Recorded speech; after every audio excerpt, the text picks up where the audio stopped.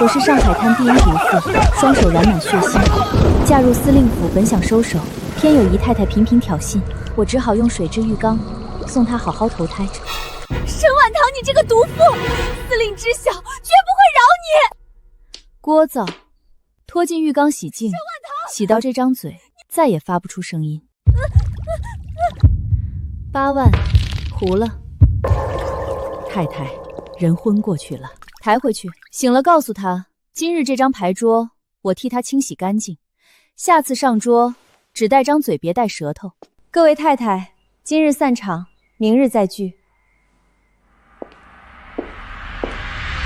沈婉堂太狠了，不过吐槽一句牌技就遭此酷刑，别乱言。他14岁为母复仇，淹死继母，火烧私生子，逼疯生父，接手沈家，手段狠绝，无人敢惹。杀伐半生，午夜梦回，唯独思念亡母。人人都说我性情暴逆，嗜血狠毒，可我从不想复刻母亲的软弱。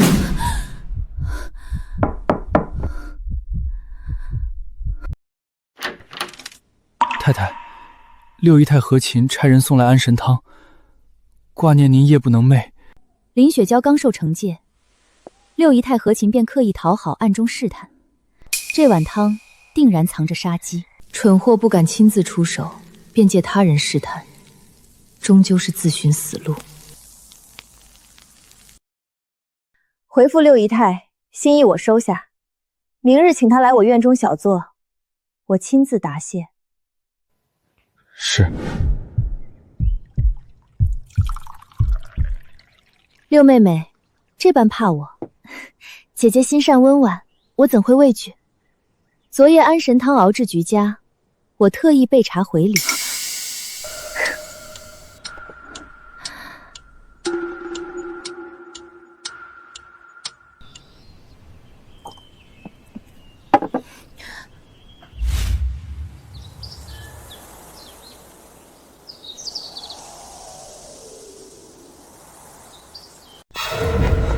太太，六姨太喉咙溃烂失声，大夫诊断是毒物灼伤，往后恐终生无法言语。姨太，是谁害你？写下名字，我去找司令做主。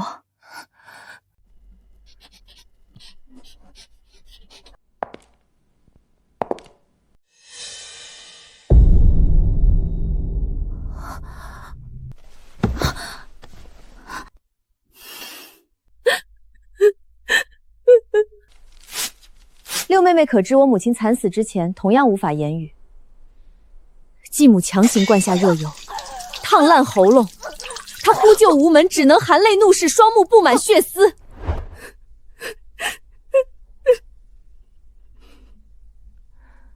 我知晓安神汤是林雪娇授意，既已失声，便擦亮眼睛。这座司令府，谁掌权，谁定生死。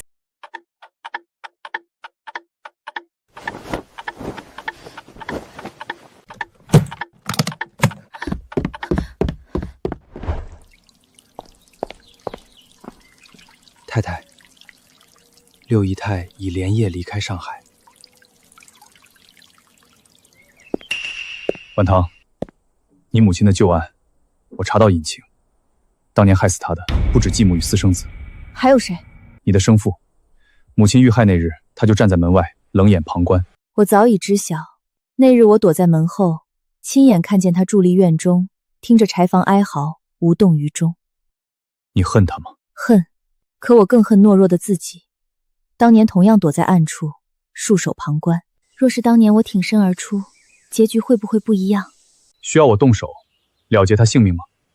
不必，我要的从不是让他痛快的死去，而是无尽折磨。我要让他亲眼看着身边所有人尽数离他而去。我20岁将生父囚禁于此，日日喂下特制药物，让他清醒沉沦，半生疯癫。太太，老爷不识旁人，终日喃喃自语，反复念叨，我不是故意的。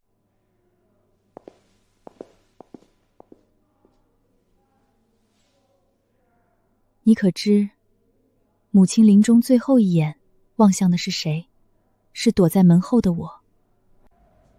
她知晓我定会为他复仇。如今继母惨死，私生子覆灭，你半生疯癫，他该安心了。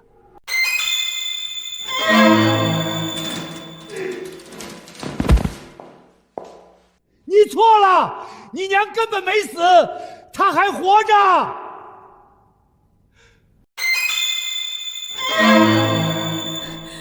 你说什么？我娘没死，把话说清楚。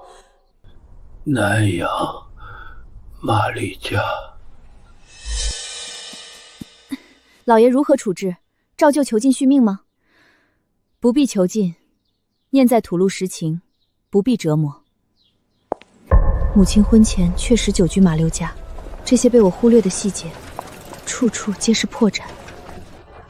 若母亲尚在人世，当年柴房惨死之人又是谁？我亲眼目睹一切，绝不会出错。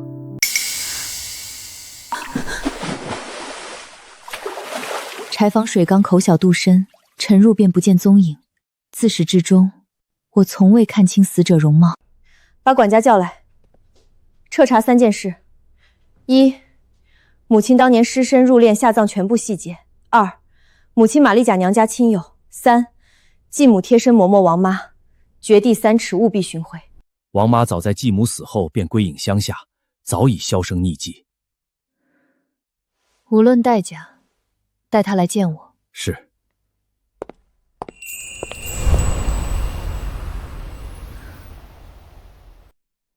晚堂，带着她，娘护你一生平安。太太，王妈隐姓埋名嫁入农家，早已远离上海滩。大小姐饶命！当年皆是被逼无奈，我若不从，全家丧命。今日不究旧怨，只问实情。母亲遇害，是谁收尸入棺？是老爷与继母。谎话连篇，再隐瞒，你的家人性命难保。封棺之时，关内空空如也，夫人根本未曾入殓。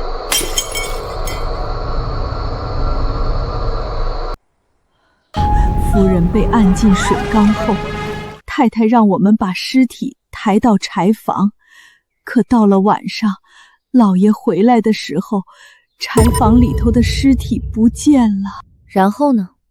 太太锁了柴房，对外谎称夫人病逝，连夜打了口棺材，严密封锁，不许任何人查看。出殡时棺内只装了石头。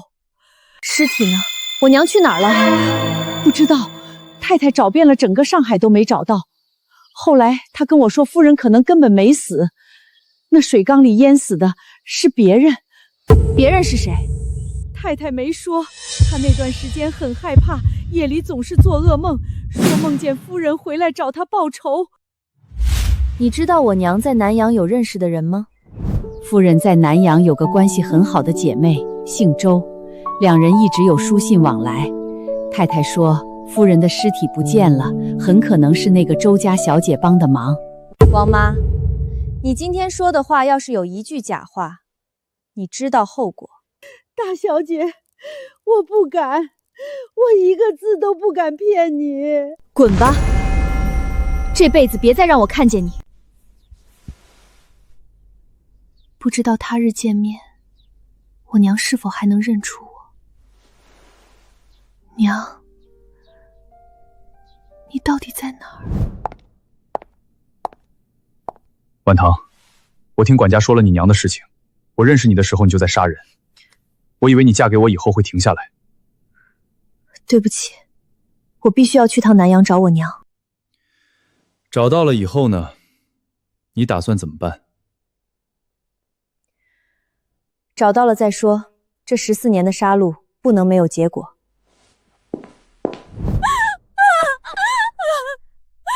姐姐，我错了，我不该跟你作对。你走后，司令说他也不会回来了，还进了我的族，我会疯掉的。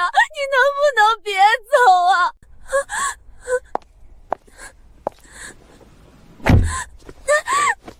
起来吧，地上凉。司令只是想给你点教训，不会关你太久的。毕竟你当初可是想要我的命。去码头的路上，我一直在想，这14年我到底做了什么？难道说那些人的血我白沾了？那些夜里的噩梦我白做了？你跟来干什么？家里的事儿不管了？家里的事我会管，但是我更想陪着你。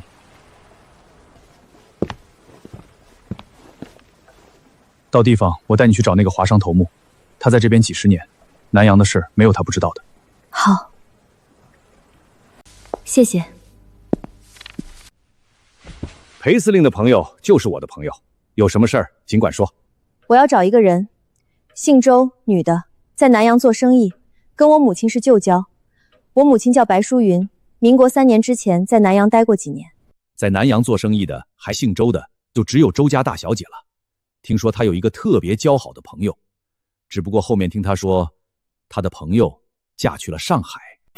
周家大小姐的朋友就是我母亲，她现在在哪儿？周家早就败了，10几年前周家老爷做生意亏了本，家产败光，周家大小姐男人死了，孩子也没了，现在在马六家靠给人洗衣裳过活。我要去玛丽家找她。明天有船去玛丽家，你们不知道准确地址，到地方后我安排个小伙子陪你们一起去。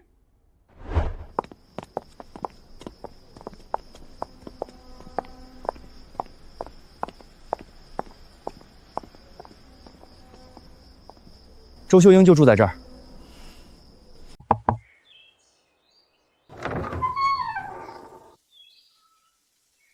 你们找谁？找周家大小姐。我就是。你是谁？我是白淑云的女儿。什么？你是淑云的女儿？你娘没死，她还活着。你说我娘还活着，她现在哪里？这是你娘写给我的最后一封信，民国3年，她从上海寄出来的，我给你念。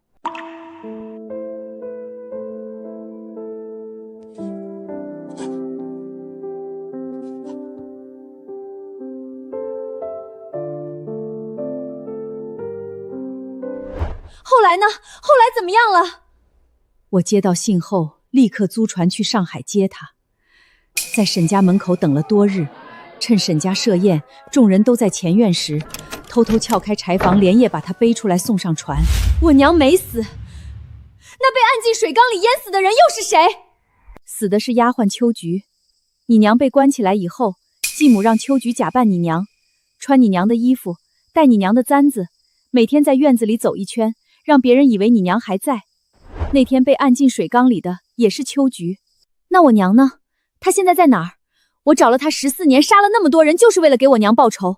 现在你告诉我她还活着，你不让我见她，我这辈子都不会安生。你娘在南阳待了几年，身体一直不好，柴房里落下的病根，嗓子和肺都坏了，整天咳嗽。后来呢？后来她去了暹罗，说那边有个大夫能治她的病，可我等了3年没有她的消息。我托人去暹罗找，也找不到她。她会不会死了？我不知道，但我总觉得她还活着。你娘那个人命硬，当年在沈家受了那么多罪都没死，她不会那么容易死的。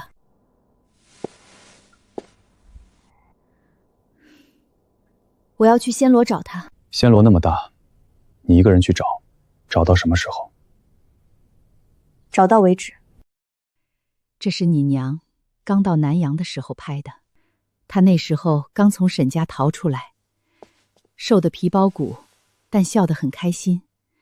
她说：“秀英姐，我终于自由了。”原来我母亲笑起来这么漂亮，我好像从小到大都没见她笑过。你娘最疼的就是你了，来到南阳一直跟我念叨你，说最放心不下的就是你了。我明天就去暹罗。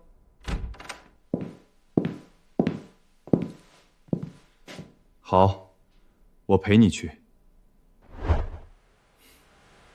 到了暹罗，先找当地的华人商会，周秀英说，娘去的是曼谷，那边有个华人区，有很多福建人和广东人，应该能打听到消息。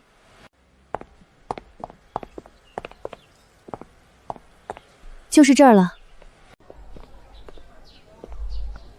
你好，我们要找一个10几年前从南洋来的叫白淑云的中国女人，她的嗓子受过伤，不太能说话。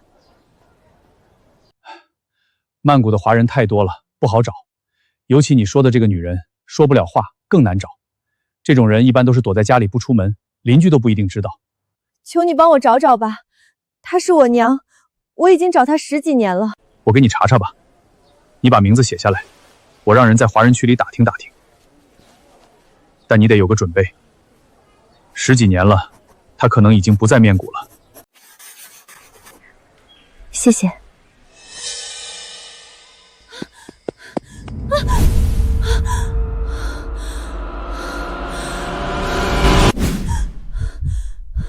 喝点水。我梦见我娘了，她就在我面前，我抓不住她，怎么1个星期了还是没有消息？再等等，明天我再去林会长那里问问，看他查的怎么样了。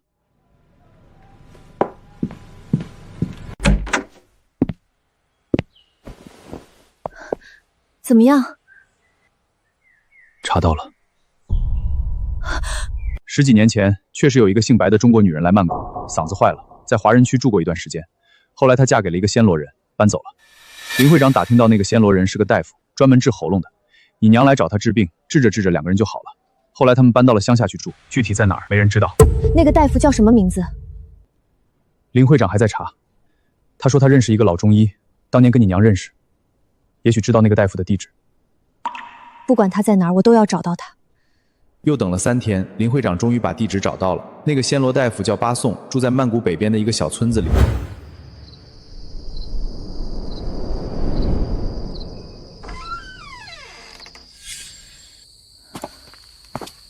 你认识这个女人吗？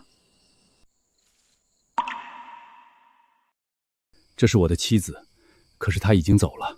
走去哪儿了？3年前，她说她要回上海去找她的女儿，我留不住她，就让她走了。她走了以后，再也没有回来过。她走的时候有没有留下什么东西？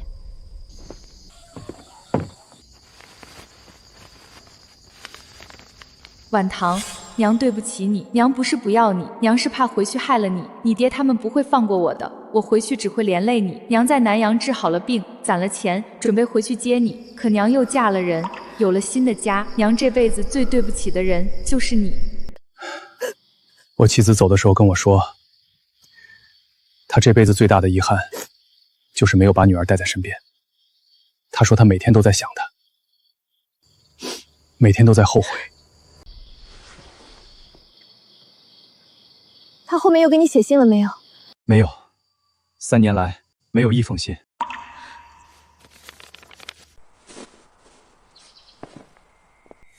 我要回上海。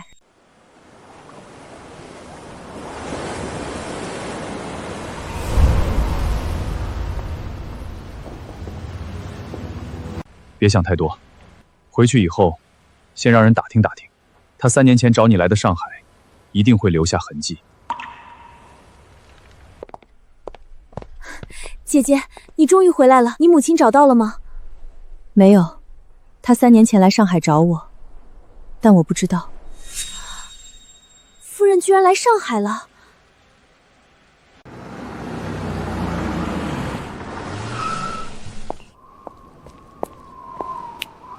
去查，3年前有没有一个哑了的女人从南洋来的，姓白，50多岁。是。娘，对不起，如果我当时冲出去了，也许一切都会不一样，你就不会走，我也不会变成现在这个样子。可没有如果。3年前确实有一个哑了的女人从南洋来上海，姓白，50多岁，在码头贫民窟住过一段时间，帮人洗衣裳。后来她被周家请去做帮佣，就搬走了。周家？这个周家老爷叫周德胜，福建人，在上海做橡胶生意发了财。他有个妹妹，早年嫁去了南洋，后来家道中落，就没了消息。妹妹叫周秀英。周德正这个人底细查过没有？查了，周德正在上海做了20年生意，跟各方势力都有往来。他跟当年的沈家也有生意上的来往。我娘现在在哪儿？太太，周德生3年前就死了，他死了以后，他家里就散了，查不到您娘去了哪儿。又查不到了。每次我快要找到他的时候，线索就断了，像有人故意在跟我作对。太太，还要查吗？继续查。周德胜死了，还有他老婆孩子下人，掘地3尺也要查出来。是。婉堂，你娘很可能是被骗来上海的。沈家虽败，她当年的陪嫁仍在。当年她与周秀央交好，周秀央又是周德胜的妹妹。娘3年前投奔他，不久他便死了，你娘也跟着失踪了。你是说，周德生是被人害死的？有人想要我娘的那些财产？不知道，但这件事太巧了，巧到让人觉得不是巧合。我感觉这一切，自始至终都有人在暗中刻意操控，步步算计。太太，周德胜是暴病死的，从发病到死不到3天。他死时家里正谈一笔大买卖，那笔买卖黄了，周家一落千丈。什么买卖？是跟一个南洋商人谈的橡胶生意。那个南洋商人姓白。那个白姓商人叫什么名字？查不到，只知道是个女人，南洋来的，做橡胶生意。周德胜死了以后，他就走了，再也没出现过。那个女人是我娘。我娘从沈家逃出来的时候嗓子坏了，说不了话。她在南洋待了那么多年，不可能忽然变成一个做生意的商人，除非她一直在骗所有人。南洋来的，周秀英写的。婉堂，我对不起你，是我让你娘来上海的，骗她说你嫁得好，让她来找你。我没料到会出事。你个扫把星！周德胜是我哥，可他早已变了，和你爹一样，这只认钱。你娘在他家受了3个月的罪，后来便不知所踪。沈家的财产当年是怎么到我手里的？那些财产有没有少？你继母死了以后，沈家的财产归了你爹。我娶你的时候，你爹把那些财产当作陪嫁，全都给了我。我又把那些东西交到你手里，不过财产少了一部分。你娘当年的陪嫁里有一批南洋来的橡胶地契，那些地契不见了。你爹说是在你娘死的时候就丢了，我也没在意。橡胶园地契，南洋来的。我娘在南洋待了那么多年，她一定知道那些地契值多少钱。她来上海不是为了找我，是为了拿回那些地契。婉堂，别这样，也许他有自己的苦衷。什么苦衷？他能有什么苦衷？从始至终，他都不要我。我把自己关进屋里3天，第4天，我起来了。姐姐，你终于出来了。叫管家继续查那批橡胶园地契的下落，查那个姓白的南洋女商人到底是谁，到底做了什么。我这就去。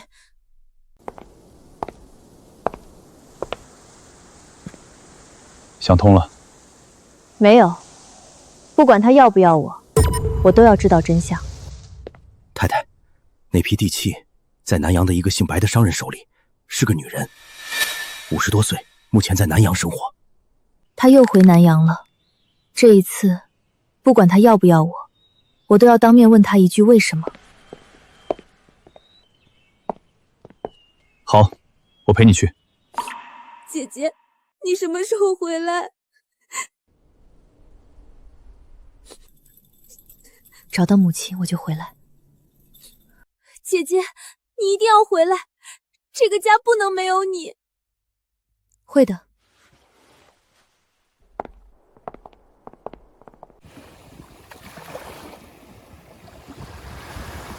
船走了7天，我每天都在想见到母亲要说什么，又怕见到她。这次去了，不管找到找不到，都要有个结果。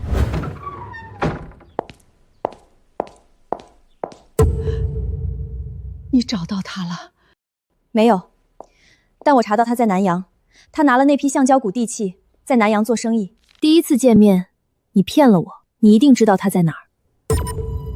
婉堂，你娘不想见你。我知道，但我还是要见他，我有话要问他。你娘当年离开沈家时嗓子坏了，身体也垮了，在南洋养了好几年才好转。后来她嫁人生子，孩子3岁夭折，从此性情大变，绝口不提上海。他一心扑在生意上，拼命赚钱，所有钱财都是留给你的。他曾说，这辈子对不起你，要把一切都留给你。我不要他的东西，我要他。他不是不想要你，他是不知道怎么面对你，他觉得自己不配当你娘。他把你一个人扔在上海，自己去过好日子，他没法面对你。他在槟城，他买了一栋房子在槟城的海边，他说他要老死在那里。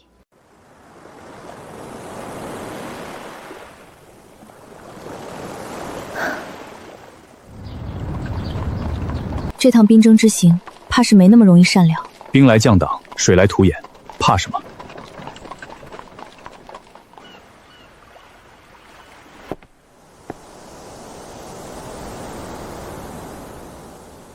要不要陪你？不用。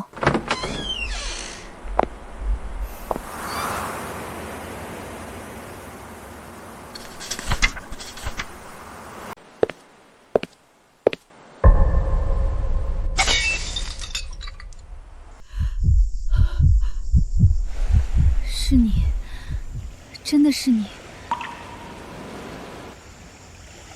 晚唐，对不起。不要说对不起。你没有对不起我，是我对不起你。当年我躲在门后面没敢出来，我应该出来跟你一起走的。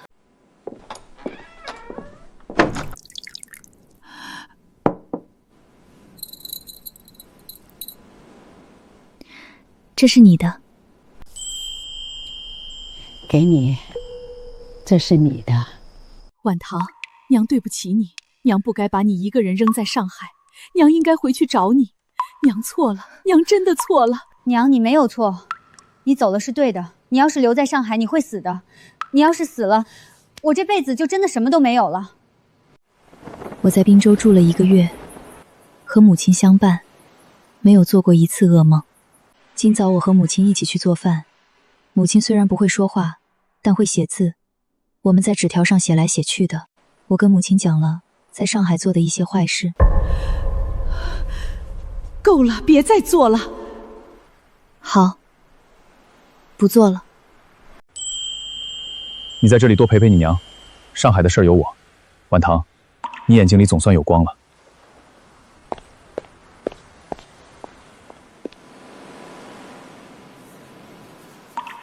我想你和我一起回去。他不想走，我又在槟城住了半个月，每天陪娘买菜做饭晒太阳。他的身体一天比一天好。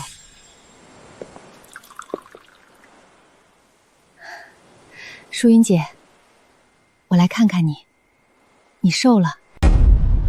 晚唐，我对不起你娘，我不该让她来上海，我不知道我哥会那样对她。淑云姐，你原谅我吧，咱们几10年的姐妹了。他骗你，周德生不是他哥，而是他男人。她嫁给他后被抛弃了，才回了马兀甲。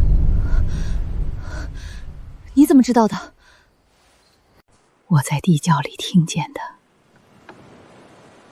原来周德生死的那天晚上，周秀英来了。你把地契给我，我就放了他。地契不在我手里，在沈家那个丫头手里。那就去拿。拿不到，那个丫头连亲爹都敢杀，你惹不起她。我不用惹她，我让她自己去南阳找我。她来了，我就把她娘还给她；她不来，我就把她娘关1辈子。你这样会遭报应的。报应？我早就遭过了。你把我从马六甲赶走的时候，我就遭过报应了。现在轮到我报仇了。他还说沈家的那些地契我拿不到，那就让沈婉婷自己送过来。他找到他娘以后，一定会带他娘回上海，到时候我把他们2个一起关起来。原来我中了周秀英的圈套，她引诱我把时间花在找娘上，她自己私下做了一切，她想夺走我的一切。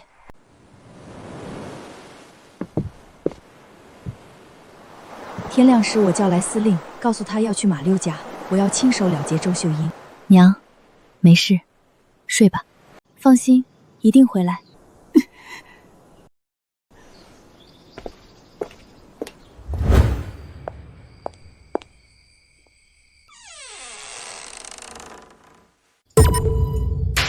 周德生是你什么人？我哥。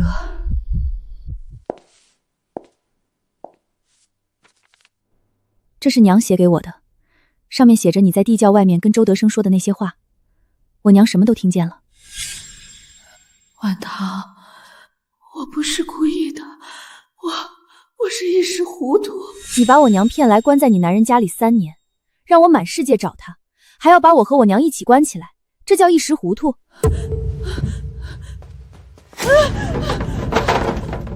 你不能杀我，你娘不会让你杀我的。你把她关在地窖里的时候，想过你们是几10年的姐妹吗？你知道我是怎么对待骗我的人吗？我把他们都喂水蛭了。我错了，你是该死，但现在得先洗洗你这张嘴，太会骗人了。来人，把他按进浴缸里。周姨，你知道我娘被关在地窖里时在想什么吗？在想你为什么这样对她。你把她对你的信任踩在地上碾碎了。娘，我替你报仇了，不是替14岁的你，是替被关了3年，打断3根肋骨、1条腿的你，是替那个在地窖里喊不出来，叫天天不应叫地地不灵的你。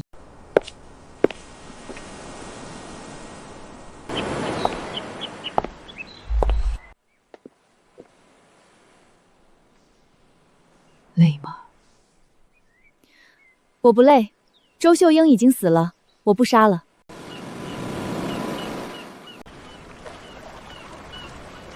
1个月后，我回上海了。走的那天，母亲送我到码头。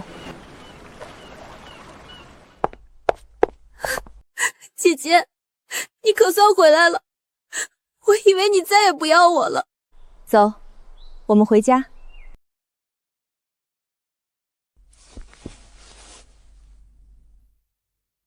还好母亲没有不要我，只是不知道怎么面对我。一切都结束了。